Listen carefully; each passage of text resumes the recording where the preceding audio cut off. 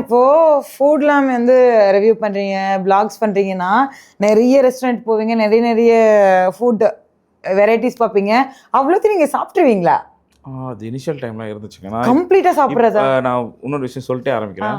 இப்போ நான் வந்து ஐ எம் ஓவர் 90 வெயிட்டில், ஓகேவா? நான் ஆரம்பித்த டைமில் வந்து என்னோட வெயிட் 67, 70க்குள்ளே அவ்வளோதான் இருந்துச்சு. பழைய வீடியோஸ்லாம் பார்த்தா தெரியும். ரொம்ப உங்களோட லீனாக இருப்பேன்னு நினைக்கிறேன். அவ்வளோதான் இருந்தேன். அந்த இந்த ஃபுட்டு வந்து அதிகமாக கன்சியூம் பண்ணி தான் வெயிட் விழுந்துச்சு.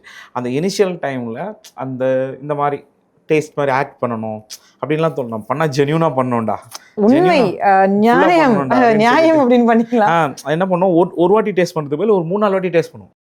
அப்போல்லாம் என்ன தோணுச்சுன்னா, இப்போ வந்து நமக்கு வந்து வி நோ த ஸ்ட்ராட்டஜி, ஒரு 2 டைம் சாப்பிட்டா போதும், அதுலேயே நம்மளால் ஃபீல் பண்ணி சொல்ல முடியும். அப்போ வந்து எப்படின்னா பப்ளிக் நம்ப மாட்டாங்க. ஏன்னா இப்போ ஃபுட் பிளாகிங்னா என்னன்னு கூட தெரியாது. அப்போ என்ன பண்ணுவோம், நம்ம ஃபுல்லாக சாப்பிடணும்டா, புரியணும், மக்களுக்கு புரியணும், தெரியணும் அப்படின்னு சொல்லிட்டு அடிக்க வச்சு எல்லாத்தையும் சாப்பிட ஆரம்பிச்சிருவேன்.